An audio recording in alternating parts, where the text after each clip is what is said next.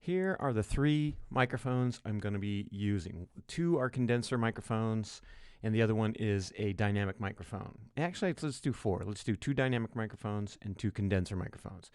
In general, I think that the condenser microphone picks up everything, which can be great, but it can be bad because if you have motorcycles going off outside your house, or if you have a cat or a dog in the house, it's going to pick up everything. A dynamic has more of a cardioid pattern, and think of a basketball right in front of the microphone. Boom.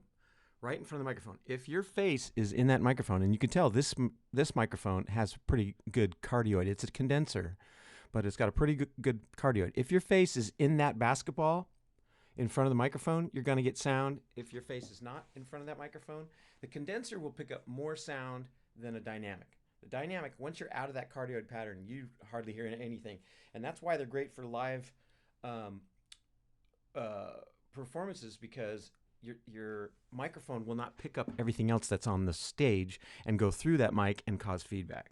Dynamic mics are the best for live performance, in my humble opinion. If you're in a house that's kind of loud, you probably want to use a dynamic microphone, in which case it's only going to pick up that sound in that basketball size cardioid pattern that is in front of the 2 dynamic microphones that I'm going to use, which are the SM58 Shure and the Shure SM7B, which is kind of an industry standard microphone. It retails for about $400. That's what I got mine for. But man, it's a great microphone. A low end roll off, and you can choose some of the equalization on the back of the mic. You can change those settings for default sound. So the SM7B, about $400. Let's go with Shure SM58, which is the other microphone I'm going to be demoing. I bought one recently. I think I bought it for under $100. All right, so the other 2 microphones are a MXL, and I have a very old MXL, which my brother had in his studio, and I don't know which one this is. Let's pull this off and see what it says. Large diaphragm condenser microphone. That's all it says. It's probably one of this microphone's probably 30 years old. I'm going to put the pop filter back on. And again, four finger rule. MXL microphone. Let's see what we get these microphones. This is pretty much what I have now. So it's a under $100 microphone.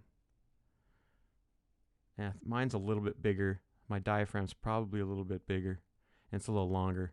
And there is a little more technology. I've actually opened it up and looked inside of it. So, but it's this microphone is probably still just a $100 microphone. This is the MXL garden variety. It just says condenser microphone on it. I don't even know if I can find a model. So this one's $75 online. So the other one I'm going to do is a Lauten audio microphone, also called LA Mic, and I don't think that they're on Amazon. This is a company that's in the Bay Area, and the Lauten Audio or LA Mic I'm going to use. I got for about $300 in it retail. This is the MXL, and this is the EQ is flat at this point. It's recording a little hot. And again, I'm 4 fingers, boom, 4 fingers. I don't need to get that close to this mic. It's going to distort a little bit. So I'm going to come back a little bit. Here is our EQ. And let's go low end. Low end.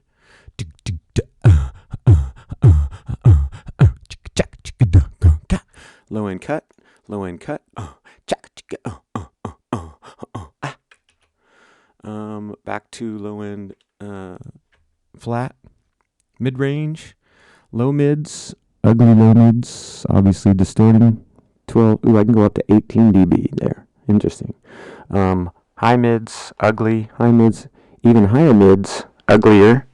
Into the low highs here. So I'm going to get rid of that because I don't like it. And then let's go crispy highs, and the crispy highs. Looks like I can only go up to 12 dB boost and cut on the lows and the highs. Interesting. But on the mid range, I can go up to 18. Whoa, that's a lot of signal right there. Okay. So let's cut back everything to Z low again. And then again, this is flat. Flat, flat, flat, like a water rat. Okay, that's the audio for the MXL. It's a nice little microphone. And again, for $100, it's a great little condenser microphone. 4 inches, just like the LA Lauten, keeps quite a bit of volume at 18 inches, more so than any dynamic microphone.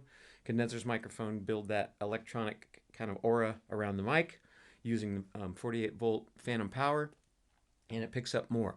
This has more of a drop off of volume at 18 inches, I think, than the Lauten. The Lauten really picks up everything. But again, this MXL for within about 12 inches, up to about 4 fingers, picks up everything. It's a great little mic. All right, this is the Lauten Audio LA220. It's a very nice large diaphragm condenser microphone. Standard issue, standard look. I kind of got it all right for my face, so I don't really move it that much, but I guess I can. Let's see. Here it is. Lauten Audio. And the front of the microphone always has the logo. So if you're trying to figure out which side to use, you can obviously hear my voice because I'm facing the front now. The front is the side with the logo. They always put the microphone logo in the diaphragm front. Unless you have a double-sided mic, which they make too, but most microphones, you can't hear my voice very well. Now you can really hear my voice very well. So, all right, so now we're going to hit record and play with the EQ a little bit. All right, here is the low end again. I'm not going to go really loud because the low end is really going to distort. So, all right, let's pull the low end out.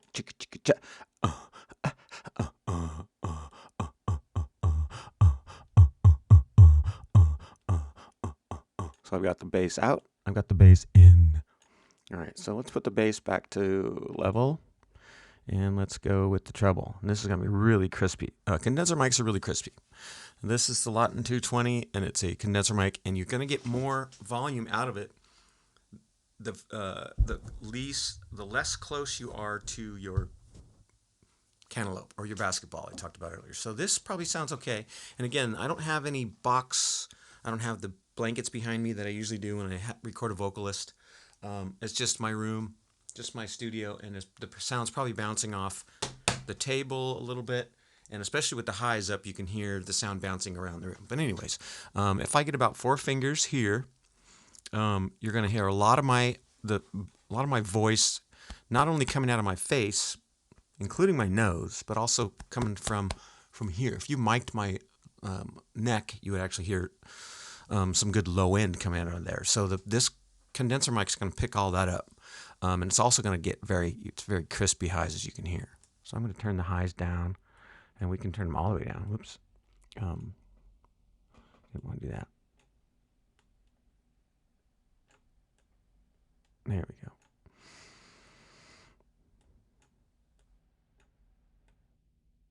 Now the highs should be really cut out, and let's hit the mids down, and then there's nothing there. So, and here's the ugly mids. My apologies to those of you who love your mid-range, but I prefer cutting about 150 to 200 hertz, 150 to 300 hertz, which is right about here. So anyways, that's the low end. We're going to go back to zeros on all this. Boom, bing, boom, boom, boom. So that's back to flat. And this is the best sounding microphone I think that I have. So let's fire up the SM58. All right, it's SM58 time, ladies and gentlemen. Probably the world's most used microphone, I would gather. You see videos on YouTube by German bands, Japanese bands, every band in the world, and they're all using a SM58. So, and as you can see, as I turn away, this cardioid pattern, that basketball I was talking about, actually this is more like a soccer ball, maybe even smaller. What's smaller than a soccer ball? I don't know. But that cardioid pattern, I'm about 12 inches away from the mic now, and you're gonna get barely any sound. Dynamic mics sound great right up front, and because of the cardioid pattern, is not as big as a condenser microphone pattern. It's more like a softball. It's about right here. I'm gonna do 3 fingers, maybe 2, and I'm gonna use the crazy cheap ass pop filter that I got from Amazon. I got a pack of 4 of them for like $10 or something like that. Anyways, so I'm gonna put that on there. All right, there is my pop filter, and I'm still gonna do probably 2 fingers away from the SM58, and I'm checking my level in. I'm gonna turn it up just a little bit.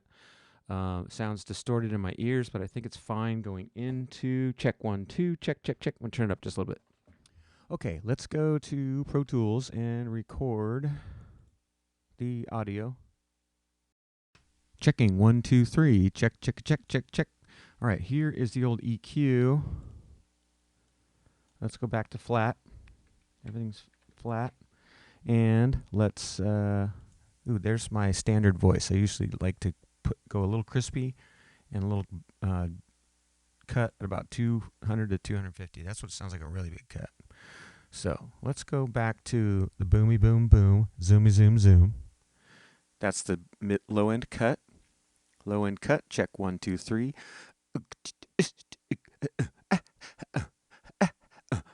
Let's go back to the boom boom. It's distorting.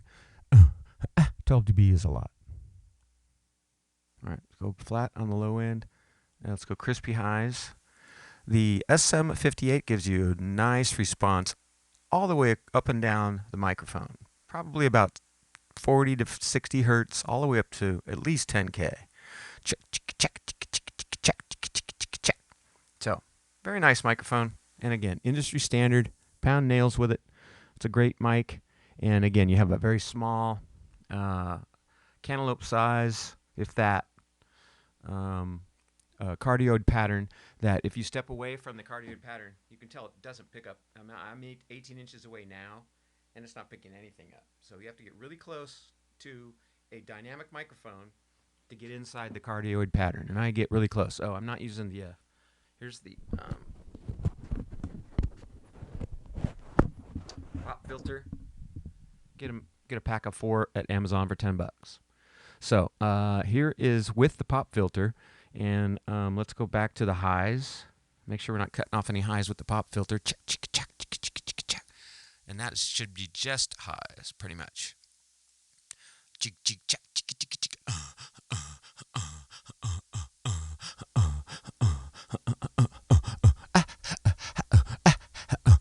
Cut the highs. All right, this is the SM7B. And again, this is flat. There are some settings in the back, and I haven't played with those yet, but there are high-end boost and roll-off and low-end boost and roll-off. They call it presence, but presence is just a high-end, like treble.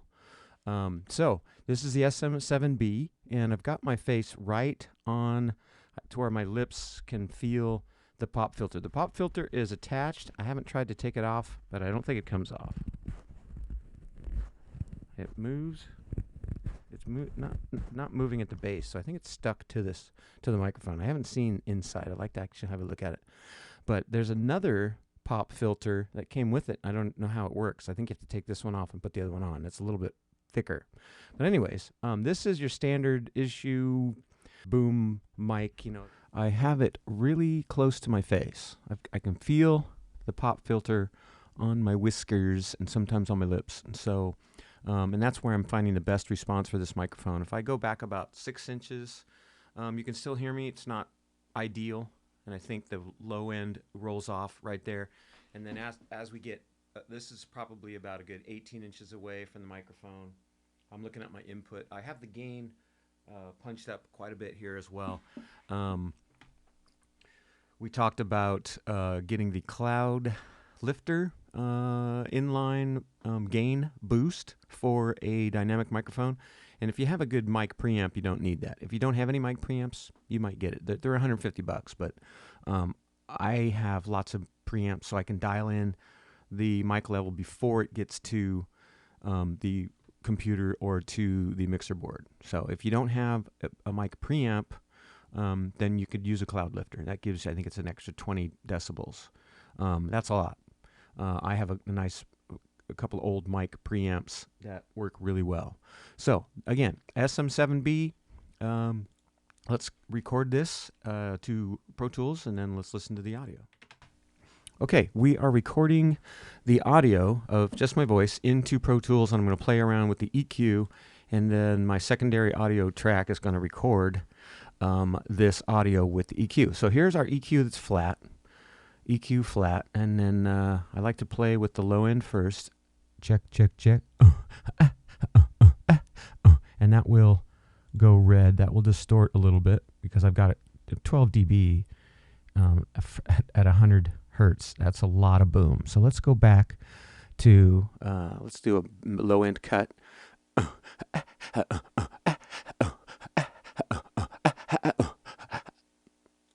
Back to flat. Let's play with the mids. Here's the low mid, which is going to distort. Yes. Here's the high mid, which is very undesirable in my opinion. I like to cut it back here. Let's check out the high end response of this microphone. And again, the mic has a highs cut and boost on the back, a mid cut and boost, and a low cut and boost right on the back of the mic. It's one of the nice features of this mic. It's a very solid microphone. Anyways, let's go back to zeros here.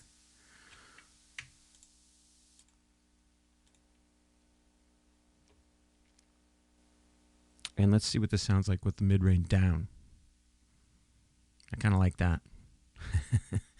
Yeah, I'm not a big fan of these frequencies right here. Probably about 250 to 1K.